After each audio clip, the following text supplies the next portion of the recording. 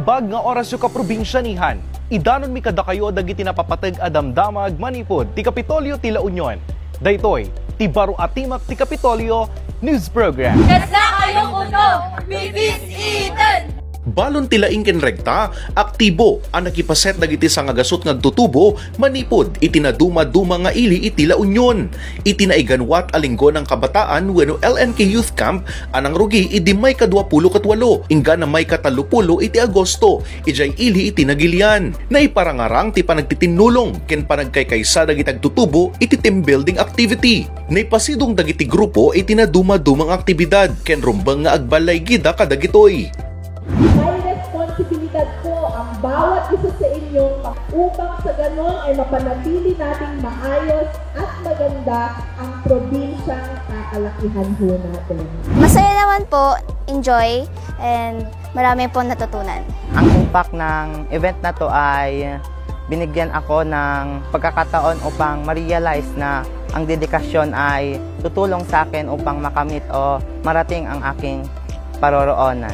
Malaksid iti dayta na isiyang katmet ti lecture as mentro iti napatag a papel dagiti agtutubo para iti panang papigsa iti sektor iti agrikultura, turismo ken panang protekta iti aglawlaw. Naikan pa iti importansya dito iti kinapatag iti komunikasyon kadagiti agtutubo ken ti kusto a panagaramat iti social media itata moderno a panawon. Titalo nga aldaw a youth camp ket pasat paylaang iti panangrambak iti linggo ng kabataan iti probinsya.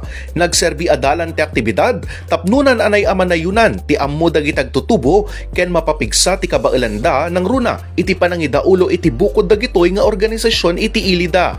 Unti akong na-transform into a better version of me. Tutunan kong mas pahalagahan ang pagiging bata ko and to live my life with a purpose. And that purpose is to empower my peers or my kapwa youth. I wanted to at least leave a message na sana tumatak po sa mga puso at sa mga isipan po ninyo dahil naniniwala po ako the youth are not the leaders of tomorrow.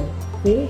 Hindi kayo yung leaders of tomorrow because kayo na po ang leaders of today.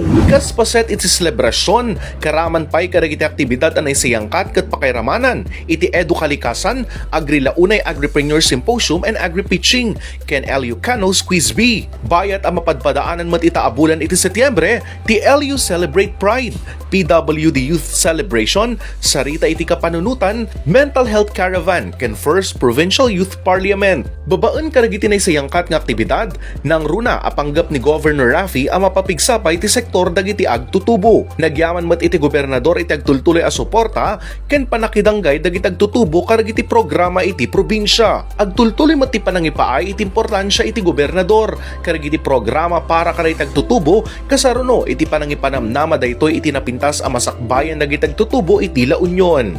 Itinagan ni Governor Rafael Veronica Ortega David. Daytoy, tigayem ken kabsatyo, John Martin para iti Provincial Government of La Union. Baro Atimak ti Kapitolyo News Program.